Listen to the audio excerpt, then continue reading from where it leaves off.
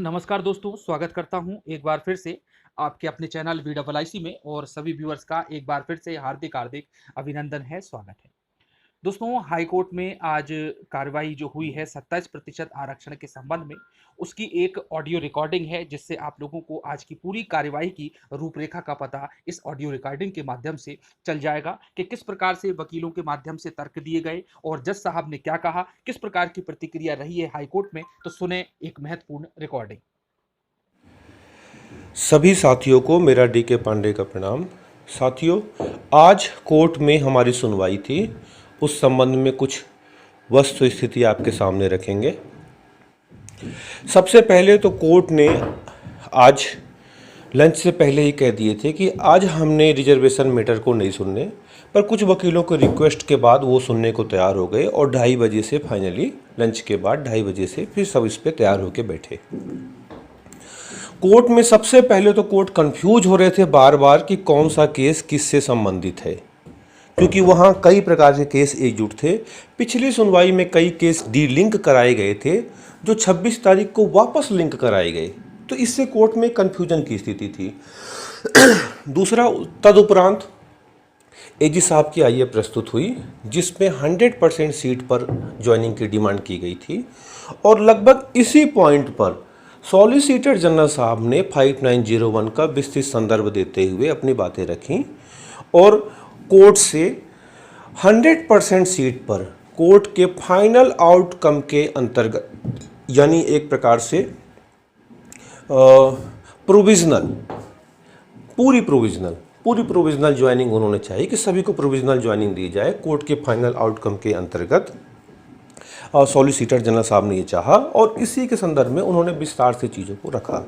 पूरे लगभग 45 मिनट की सुनवाई में तो 40 मिनट उनमें और जज साहब ने ही बात हुई थी, 40 मिनट क्या 35 मिनट, और उन्होंने विस्तार से रखा। और बीच बीच में एक आध वकील जो जानबूझ के कोर्ट का माहौल ख़राब करते हैं और चीज़ों को घुमाते हैं, कन्फ्यूज़न क्रिएट करते हैं, उन्होंने अपने तरफ से अपनी आदतन कोशिश की, जिसे कोर्ट ने फिर से मना किया, झिड़प लगाई। बीच बीच में सॉलिसिटर जनरल साहब ने भी उनको झिड़प लगाई, पर कोर्ट 100% पर तैयार नहीं हुए।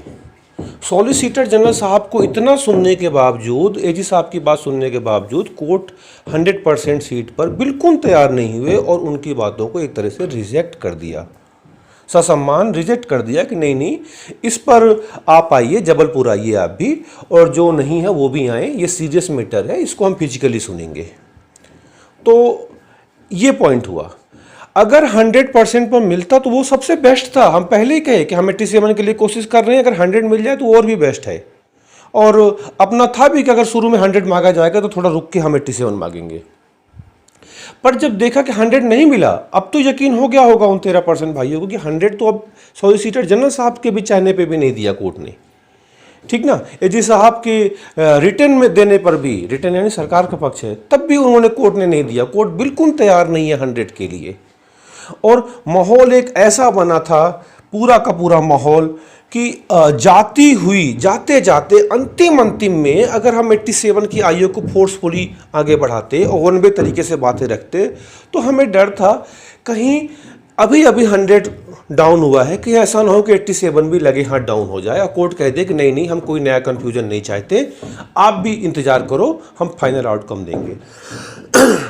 कोर्ट ने, इसलिए हमने चीज़ों को थोड़ा सा बचा लिया, क्योंकि 45 मिनट कोर्ट ने एक तरह से आज टाइम डिसाइड किया है। 45 मिनट रिट पिटिशनर के जो वकीलों को देंगे और 15 मिनट आपके इंटरवीनर को देंगे। बीच में कोई किसी को इंटरप्ट नहीं करेगा। इसकी वर्चुअल सुनवाई वो बंद करेंगे, फिजिकली जल्दी होगी सब कुछ।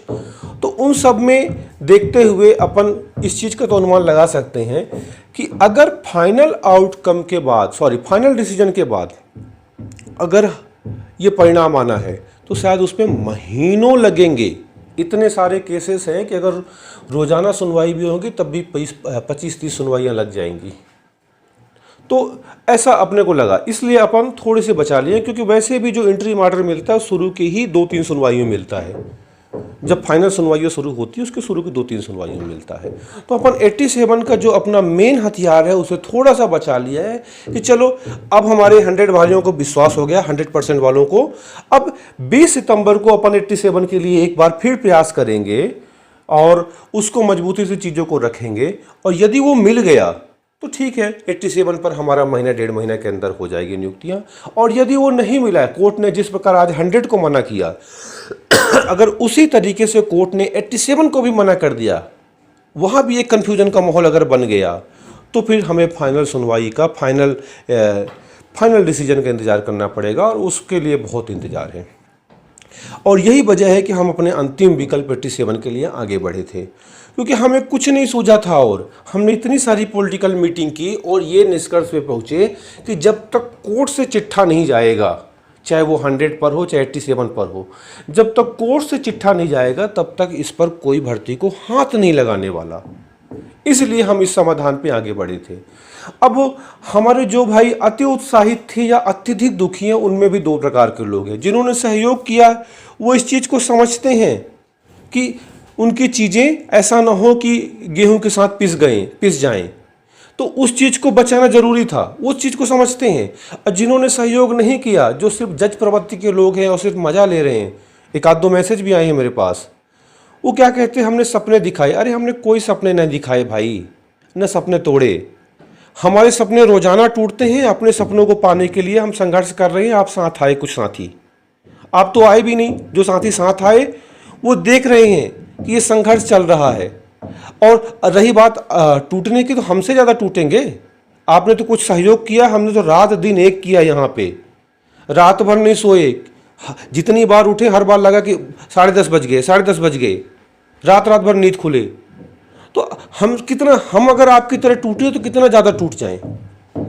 और जो लोग भाई देखो ऐसा सहयोग किए हैं अपने संघर्ष पे, माना, पर ये जुए का अड्डा नहीं है, कोई दांव नहीं खेला है, कोई दांव नहीं खेला कि इसमें बाजी हार गए जीत गए। आपको इस संघर्ष की स्थिति समझना होगा कि 87 का बिंदु हमारी 1-2 सुनवाइयों के लिए ज़रूरी है। क्योंकि अगर हम 1-2 सुनवाई 87 पा गए, मौका देख के, बिना मौके के नहीं मिलने वाला, मौका देख के, तो हमें हमारी भर्ती 87 वालों की जल्दी हो जाएगी। और यदि नहीं पाए तो हमें सबके साथ महीनों इंतजार करना पड़ेगा। ठीक ना। अब जो भाई आरोप लगा रहे हैं लगाते रहे, उससे कोई फर्क नहीं पड़ता। खासकर आरोप वही लगा रहे हैं जो कहीं से सहयोगी नहीं है। दुर्भाग्यजनक है कि अपनी नौकरी पर ही वो मजा ले रहे हैं, हालांकि क्या पता भेष बदल के कोई और हों। तो आप सभी साथियों से रिक्वेस्ट है कि आप लोग 20 सितंबर की संघर्ष को देखिए, 20 सितंबर का इंतजार कीजिए। उस दिन हम लोग अपनी चीज़ों को रखेंगे, और जो आपको जो कुछ भी रोना है, आंसू बहाना है, टूटना है, वो भी उस दिन के लिए बचा के रखिए। क्यों? क्योंकि अगर उस दिन हम नहीं पाए तो हम स्वयं आपसे कह देंगे कि अब हमारे बस की नहीं है अंतरिम राहत लाना। अब जो कुछ आएगा कोर्ट का फाइनल डिसीजन आएगा, और हम आपको वह स्थिति हमेशा बताएं वहाँ बता देंगे। लेकिन आज हम ये नहीं कह रहे हैं कि हम हारे हैं। क्यों? क्योंकि आज हमारे मुद्दे पर बहुत गहराई से विमर्श नहीं हुआ। आज विमर्श हुआ था एजी साहब के मुद्दे पर, सॉलिसिटर जनरल साहब के मुद्दे पर, जिसे कोर्ट ने रिजेक्ट कर दिया है। ये बड़ी बात होती है, बहुत बड़ी बात होती है। अगर उनकी बातों को अब क्या बोलें। ठीक, और इसी के साथ ही मैं आप सभी भाइयों को अभी थोड़ा सा विराम लेना चाहूँगा। आप सभी को धन्यवाद। और धन्यवाद किस चीज़ का? संघर्ष के साथ ही ये चल रहा है। हाँ, ये जरूर है कि जो साथी हमारे इस चीज़ में पढ़ते हैं कि मैं विरोधी हूँ, यार गलत धारणा बना रखी है आपने, बहुत गलत धारणा बना रखी है कि मैं विरोधी हूँ।